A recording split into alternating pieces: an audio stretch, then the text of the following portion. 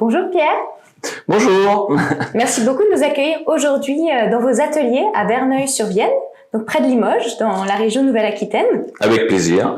Alors Merlet, c'est une marque de chaussures et de chaussons de danse. Oui. Depuis presque 50 ans, vous fabriquez donc ces produits. Tout à fait. Alors est-ce que vous pourriez nous raconter comment tout a commencé, quelle est l'histoire de la marque? Donc la marque a été créée en 1974 par Monsieur Merlet, donc à Limoges. Suite à une problématique, on va dire,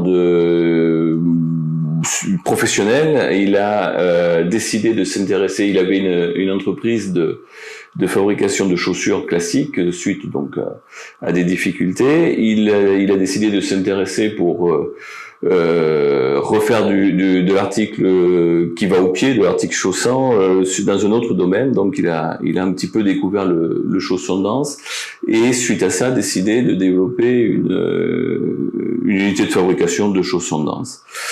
C'est sûr et certain que ça a été très très compliqué parce qu'il n'y a pas d'école où on peut apprendre à fabriquer du chausson de danse. C'est quelque chose qui n'est pas très commun, qui est une niche de marché. Donc il a fait beaucoup de recherches, beaucoup de développement pour arriver à mettre en place et les process et les fondamentaux de la marque. D'accord. Et justement, aujourd'hui, on va découvrir les coulisses de la fabrication d'une pointe. Tout à fait. Dans vos ateliers. Oui. Et ben, on va découvrir toutes les étapes maintenant avec Parfait. votre équipe. Merci beaucoup. Super. Parfait. Merci. On y va pour la première étape. Bonjour Julien. Bonjour Natacha.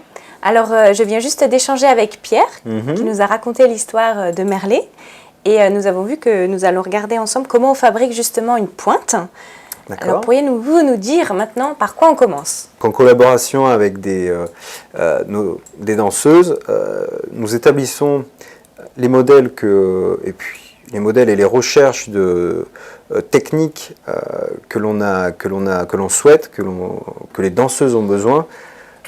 Et donc c'est ici que Pascal vient retransmettre tout ça donc en CAO et pour qu'ensuite on puisse modéliser entièrement le chausson et ensuite faire des premiers prototypes. On est arrivé maintenant donc à la phase de montage. Ouais. Vous pouvez nous en dire plus, comment ça se passe?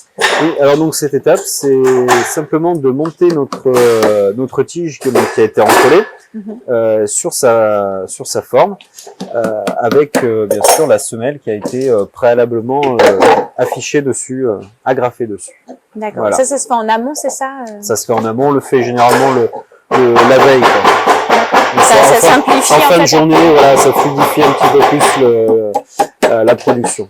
Très bien. Et ensuite alors? Alors donc sur cette partie, donc là Alain qui a enfilé la tige donc sur la forme, vient venir positionner donc tout ce qui a été encollé avant. Donc là voilà, on va le voir sur un début d'étape. Voilà, il enfile donc sa tige sur la forme, il vient bien la descendre à l'endroit qu'il faut. On l'arrête avec une pointe pour pas que ça remonte. On vient mettre en place donc notre boîtier.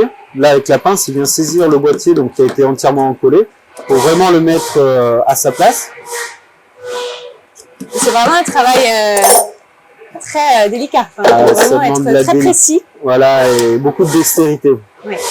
Alors là, maintenant, on est à la couture. Absolument, oui. Très bien. Alors, qu'est-ce qui se passe pour cette étape? Alors, dans cette étape, ça va être l'étape de la couture où on va venir assembler le dessus avec notre semelle. Là, on va avoir déjà la prémisse de notre chausson. Notre chausson va être entièrement assemblé en quelque sorte. Maintenant, on a fini la couture. Oui. On passe à cette nouvelle étape. Et donc, c'est quoi cette étape? Comment elle s'appelle? C'est l'étape de recoupe. Donc là, on va venir recouper tout l'excédent de matière qui se trouve au-dessus de la couture, parce que au-dessus de la couture, donc ça ne nous sert plus à rien. C'est ce qui va se retrouver une fois retourné à l'intérieur du pied. Et dans cette étape, on va également sortir le chausson de sa forme pour pouvoir le retourner et passer à la phase finale. Donc là, on vient sortir toutes les pointes, toutes les agrafes qui nous ont servi au maintien du chausson, les ficelles du montage, etc. On enlève tout ce qui ne sert plus pour le produit final. Absolument. Alors maintenant, ça y est, on voit que c'est fini. Oui. Et alors, c'est quoi la dernière étape? Vous avez dit qu'après, c'était... Alors donc là, le à la fin chausson est du sorti. montage. Et là, on va passer à l'étape suivante. Donc c'est toujours Denis, donc on va pas aller bien loin. D'accord. Alors, Denis. Allez-y, venez. Donc là, on va venir retourner le chausson. Ok, Donc donc là, on va voir pour, la première fois. Voilà, le dessus du chausson, là, il va commencer à apparaître. Là. Alors, cette étape, elle s'appelle comment? Donc là, c'est le retournage. Le retournage, ok. Donc tout simplement, on retourne... Alors tout simplement, oui et non, parce que non, ça, okay. ça paraît simple, mais c'est oui. très complexe. D'accord, ok. En soi, on pourrait le retourner comme une chaussette vulgairement, mais faut pas oublier qu'à l'intérieur, on a tous nos éléments du chausson, donc du boîtier, avec les toiles et les résines et les pattes. Et lorsqu'on va le retourner, celles-ci vont bouger à l'intérieur. D'accord. Donc il faut faire ça avec une certaine technique. Alors maintenant qu'on a retourné le chausson, qu'est-ce qui se passe? Qu'est-ce qu'on fait? Alors là, on est sur l'étape du premier enformage, donc parce qu'il va y en avoir deux. Okay. Donc le premier enformage, c'est ça consiste en quoi? Une première mise sur forme une fois que le chausson est retourné. Donc sur sa forme définitive, cette fois-ci. Donc là, on voit qu'on vient bien rentrer le chausson dans sa forme. Attention, il a besoin d'un peu d'espace. C'est mieux. Donc là, on va venir reformer, donc je disais, le chausson sur sa forme. D'accord. Et il va y avoir une étape de façonnage, si vous voulez. Ok. Là, on peut voir... Attendez, si tu peux. Merci. Là, on peut voir que le chausson, il a été quand même assez traumatisé lors du retournage. On voit toutes les bosses, toutes les aspérités qui ont été créées à cause du retournage. Tout ça, il va falloir le résorber. D'accord. Donc faut le. Voilà. Donc là, il va y avoir un façonnage. Voilà, exactement. Donc là, Denis va le façonner en appui avec la forme qui est à l'intérieur. Donc là, on arrive à la deuxième phase de reformage. Ouais. Alors, qu'est-ce qu'il va faire exactement? Quelles sont les différentes étapes?